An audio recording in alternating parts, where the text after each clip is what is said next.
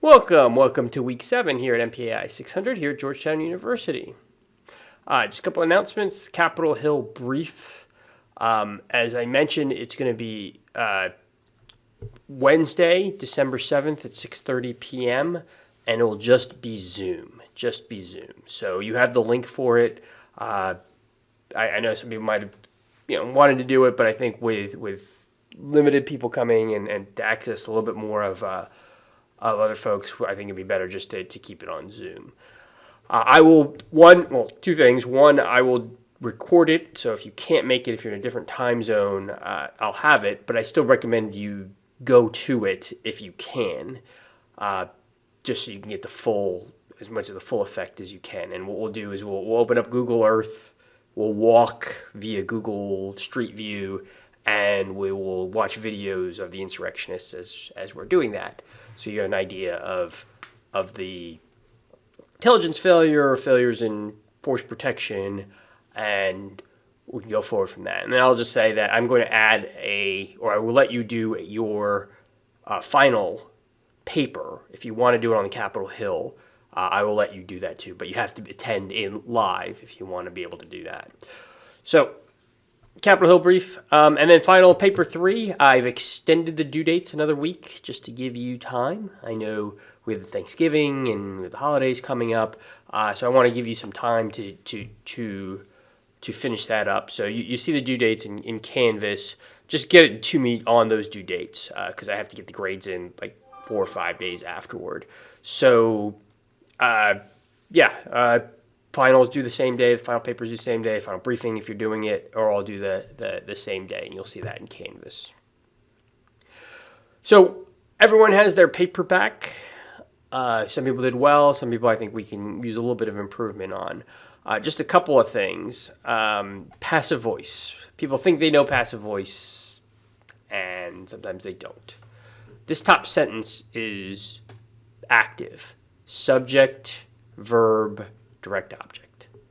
The second sentence is passive. It's object, verb, subject. A lot of people think they know what passive voice is, but I think a lot of people don't know what it is. And it's very simple. It's when the subject of the sentence ends the sentence, right? Just like it is here.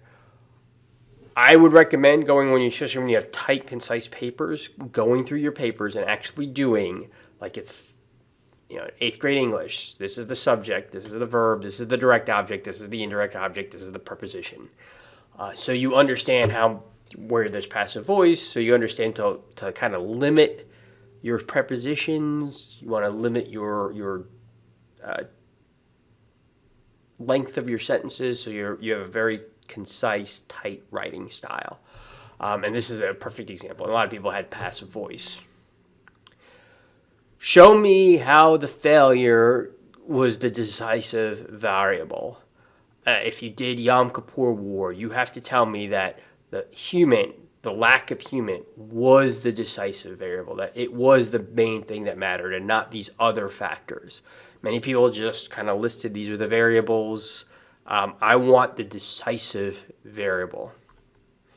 And then you have to tell me what the reasonable decision could have been made. Going back to a lot of people that did Pearl Harbor, and many people, again, indicated all these indicators, all these failures, should have known this. Well, there's a slew of indicators. Tell me what indicator should have driven a decision that would have mitigated risk. We're going to talk about that. We're talking about in some of the case studies. We're going to talk about that at the Capitol Hill, because that's a case study I think everybody remembers, and we're going to ask that same question. What were reasonable things that could have been done based on the intelligence? Anyone can just list out the intelligence, but you have to tell me what could have been done that mitigated the risk that was reasonable. Okay, so a couple of things, week 6. I just want to go back to week 5. The one thing that I'm going to ask you on your final, hint, is, all right, what do we do about lone wolves and the gap between indicators versus arrestable activity? If you remember from last week's YouTube, I talked about the Colorado Springs, and he was on the radar of law enforcement because of his crimes and because of other things that he did. But there was not enough to arrest or detain. He could still go out, buy a gun, enter that club, and he didn't, do anything that would have caused him to arrest or detain until he opened fire. How do we solve that gap? And that's not just in Colorado Springs. It's almost every case, whether it's terrorism or criminal activity or any high-profile attacks, that they're on the radar of law enforcement.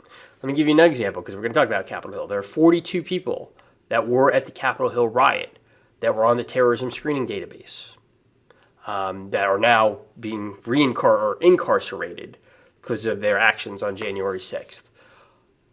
How does that happen? I mean, they were on the radar of law enforcement, yet they were still able to commit these crimes. How do we solve that gap, or how do we close that gap between what we know people are committing activity or on a watch list, but there's not enough to arrest or detain? And then going on to last week, again, was CompStat the decisive factor? There are problems with, there's successes with CompStat, that it's not a computer program. It's a series of accountabilities for precinct captains for arrests and detainments in their sector. Again, focusing factor for police authorities. Unfortunately, there are altered reports, just like anything else. If I'm going to pay you a bonus based on how many arrests you're going to make, well, you're going to fudge the numbers or do other things that make you look better statistically than your peer who you're competing against the bonus. So again, you had those altered reports that you read about in the reading. And then finally, we have to ask, were there other factors that led to the decline in crime? You read about some of them, but some of them that have jumped out. So people have said better policing. And one of the great advancements in society the last 30 years is almost a 50 to 60% decline in crime in not just in the United States, but most developed countries. And the question is again, why? CompStat, the people who perpetrate CompStat, said better policing. Well, that's not really the case because CompStat wasn't in place evenly throughout the country, and it wasn't in place in France or Germany or England, which still saw massive declines in crime. So why did we see that decline in crime? Some have said that the economy boomed in the 90s and the 2000s, and that led to people having jobs instead of crime. Great theory, and that might contribute it, but we had an economic bust in 2008, 2009, as some of you might remember, and crime kept declining. Some have said, you have better policing. Some have said mass incarceration, that we arrest people and we put them in jail. We have had 3 strikes you're out in the drug wars, and a lot of people be committing crimes were incarcerated for longer periods of time. Again, another great theory, but they didn't have mass incarceration in Germany and in England and in Scandinavia, but they saw massive declines in crime. Some have said lead, right? At one point, people grew up in lead, and if you went to poor housing projects, you had lead, and that led to decreases in IQ and other long-term problems that led to criminal activity. That is a factor. That might be a factor. The decrease in the amount of cash. People had cash at the time. People had there was pickpockets at one point. Ask your parents about it. That was a huge crime, a huge contributor to statistics in crime. Pickpocketing doesn't happen anymore because people don't carry around thousands of dollars in their wallets. So there's less incentives for mugging, pickpocketing, those types of crimes. Abortion, that's another factor. We're about to test that case. The theory is that the people that would have committed crimes in the 80s, 90s, and 2000s were aborted in the 60s and 70s, particularly after Roe v. Wade in the early 70s. That's an interesting theory. That's the Freakonomics theory. These are all factors, some maybe less so, some maybe combined with others, that might have led to the decrease in crime. The CompStat and the Rudy Giuliani's who pushed this forward, and the consultants, will always say it's CompStat or better policing. I'm a little skeptical of that. And then we have the technology piece. And it wasn't just to go over the Boston Marathon and the role of CCTV and other forensic capabilities, but to ask the question, can we use these outside of normal mainstream or these big high-profile attacks? Again, we used facial recognition for the Capitol Hill riot.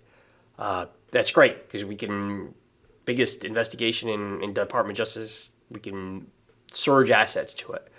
But should we use facial recognition for maybe a little bit less crime or more prevalent? As I mentioned about the Capitol Hill, there were 42 people who were on the terrorism screening database.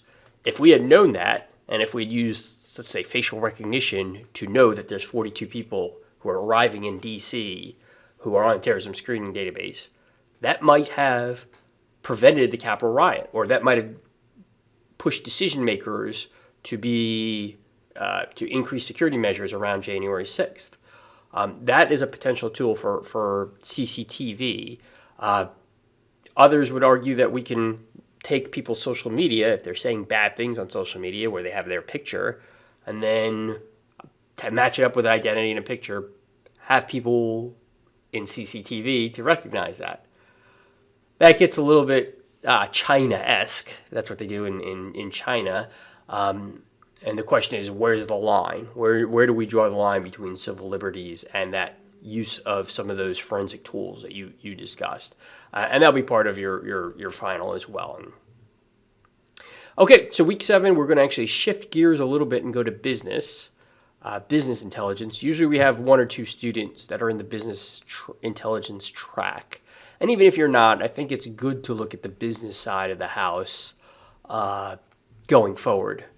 And we have business intelligence. We have the Dr. Gilad interview. And then the question to look at is, look at businesses that operate in the same space. Look at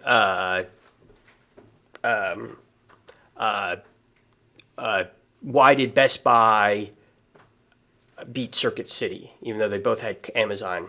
Why did Target and Walmart survive and Woolworth and Sears did not? Why does CVS survive and others did not? So look at that, and then look at the applications to national security issues. So thank you for your, I look forward to your discussions, and if there's any questions or issues, please let me know.